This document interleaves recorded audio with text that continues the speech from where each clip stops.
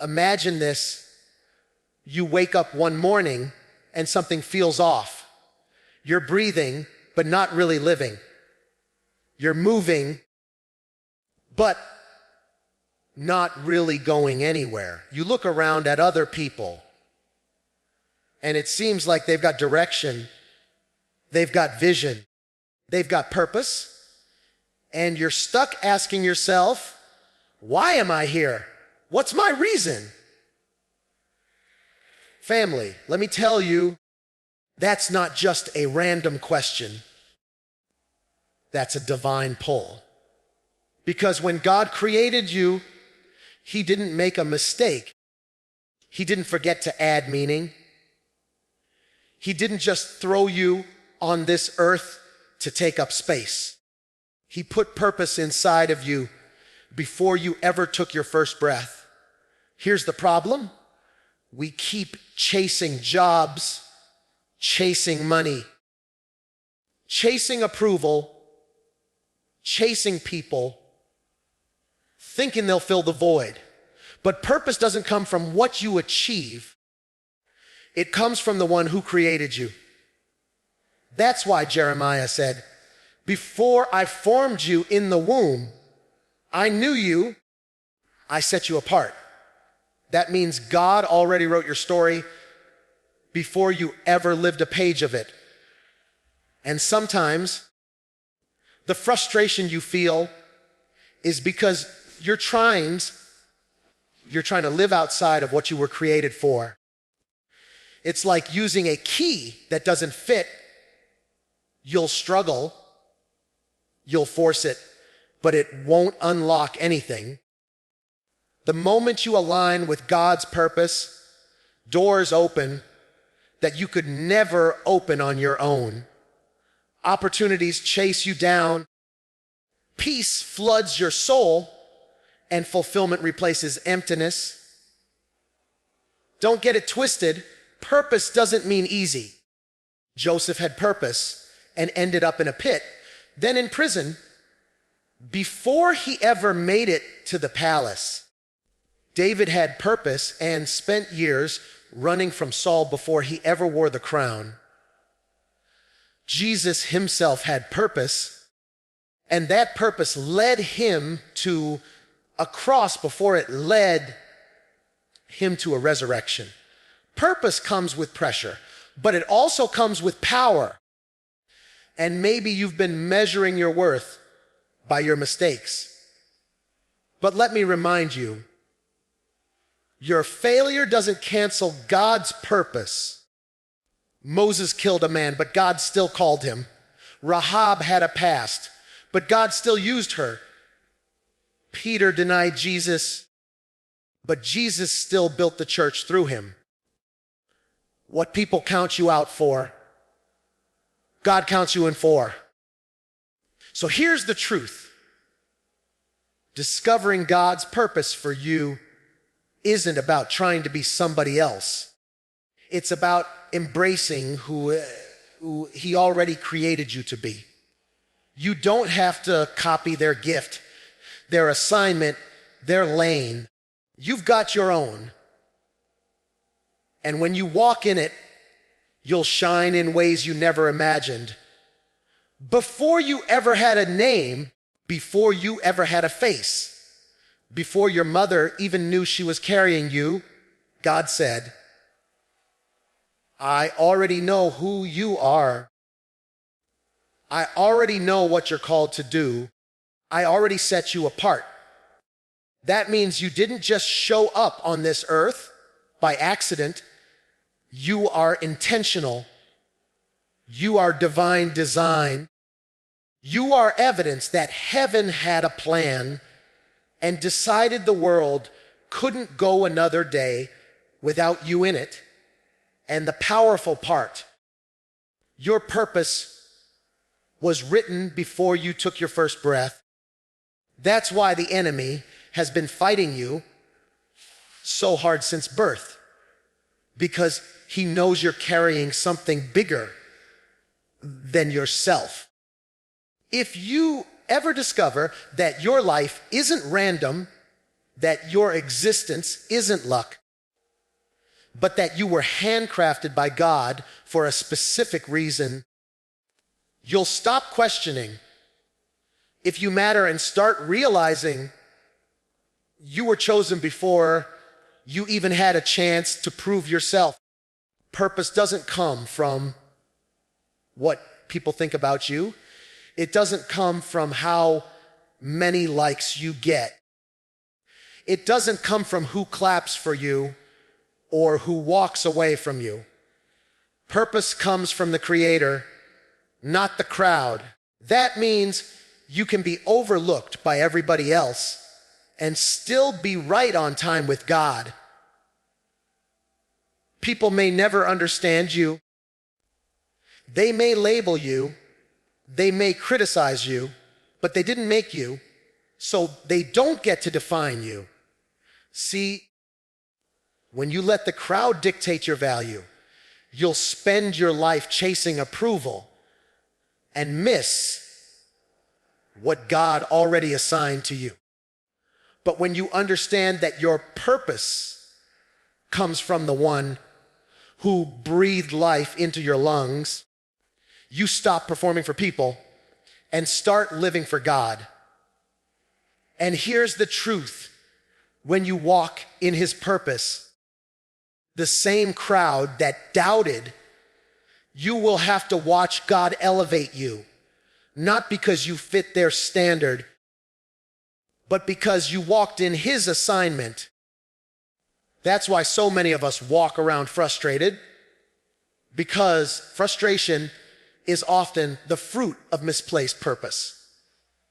You're grinding, you're hustling, you're working overtime, and yet when you lay down at night, something still feels missing. It's not that you're lazy. It's not that you're broken. It's that you're doing things you weren't built to do. A hammer can try to screw in a nail all day long, but it will only get bent out of shape because that's not what it was created for. And some of us feel bent out of shape, not because God forgot us, but because we're trying to live outside of what He designed us for. The emptiness you feel isn't failure. It's God's alarm clock ringing in your spirit saying, this isn't it. I've got more for you. I've got better for you. I've got greater for you. And until you align with that purpose, nothing else will satisfy, because purpose is the only thing that quiets the hunger in your soul. Because when you finally step into purpose, doors start opening that effort alone could never unlock. You can hustle, you can network, you can grind until you're worn out, but one moment of alignment with God will do more than 10 years of grinding in your own strength. That's why some people look at you and wonder, how did they get that opportunity? How did they land in that room? How did that blessing come to them?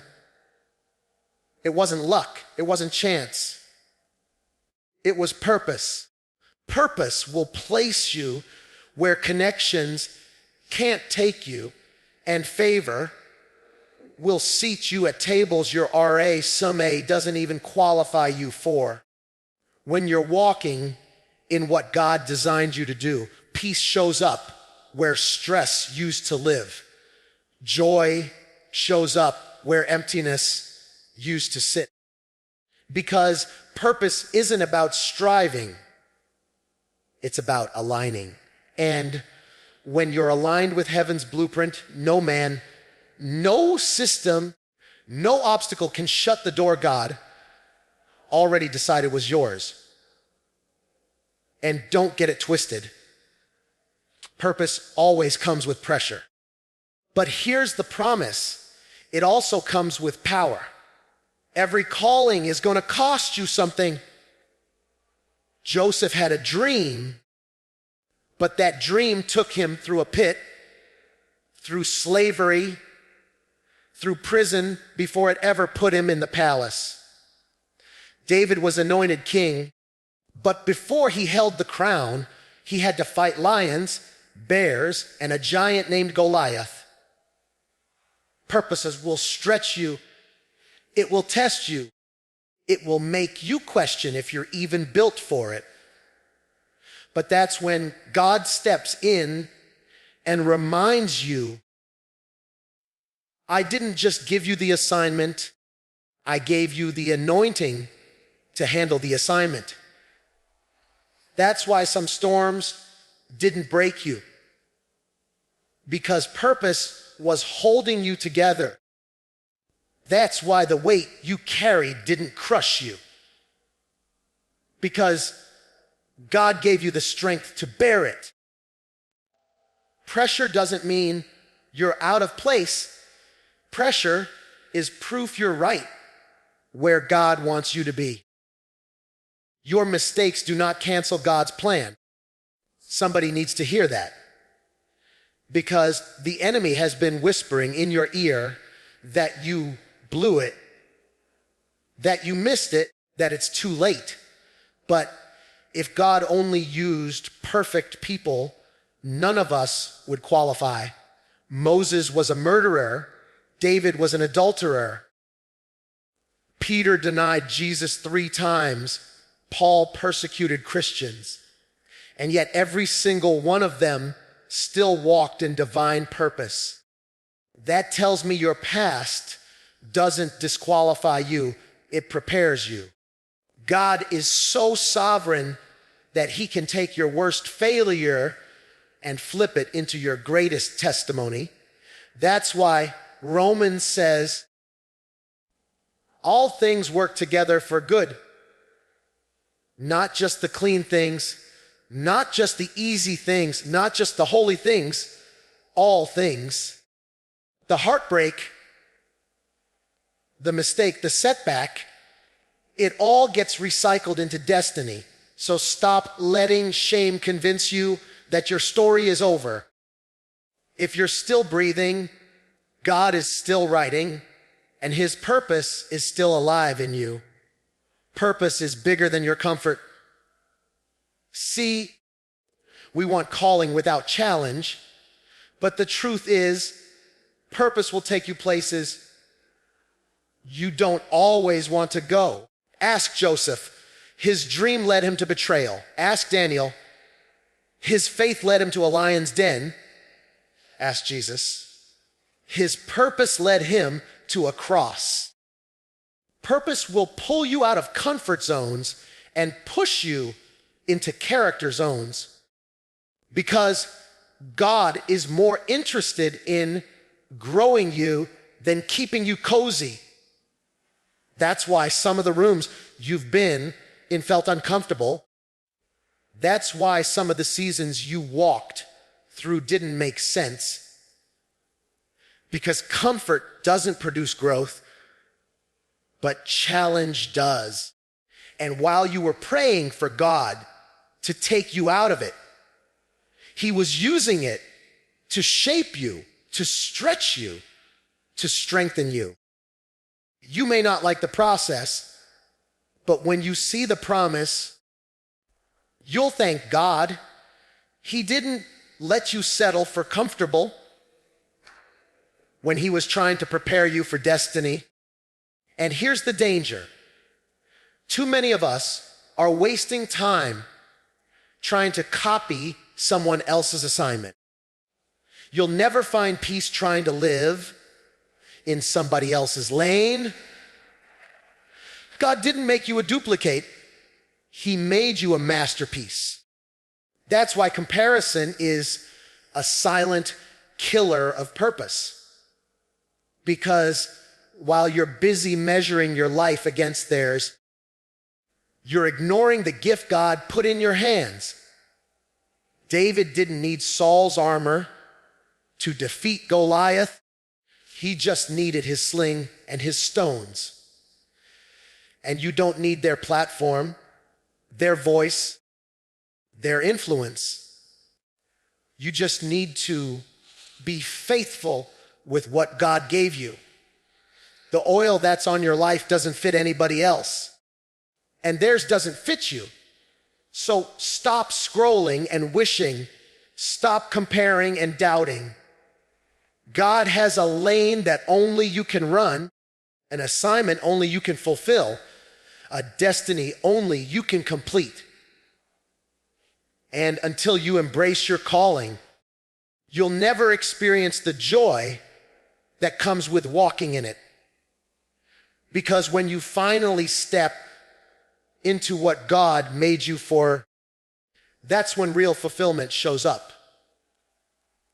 You can chase money, you can chase status, you can chase applause, but none of it will fill the hole in your soul.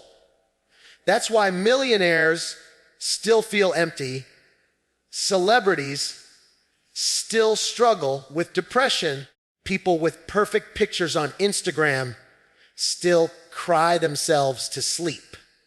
Because success without purpose is still failure. Fulfillment doesn't come from possessions, it comes from position. Being positioned where God designed you to be. And here's the beautiful part: when you're in purpose, even the little things feel big. Serving feels like joy. Giving feels like honor. Waking up feels like mission. Because you're no longer just existing, you're living. And that deep sigh you've been carrying, that there's got to be more than this feeling, finally gets quiet. Because purpose is the only thing that satisfies the craving your soul has been carrying all along. And here's the truth: purpose was never about your name in lights. It was always about God's name being lifted high. When you really discover what you were made for, you stop chasing fame and start chasing faithfulness. Because if the spotlight is on you, it's too small. But if the spotlight is on God, it's eternal. That's why He blesses you, not just so you can shine, but so people will see Him shining through you. That's why He opens doors, not so you can brag, but so you can point back and say, if it had not been for the Lord, I wouldn't be here. When your purpose is rooted in His glory, He'll take you places you never dreamed of, because He knows you won't steal the credit. You'll give it back to Him. And when people look at your life, they'll realize it's not your power, it's not your wisdom, it's not your strategy, it's God's hand, God's plan, and God's glory on full display.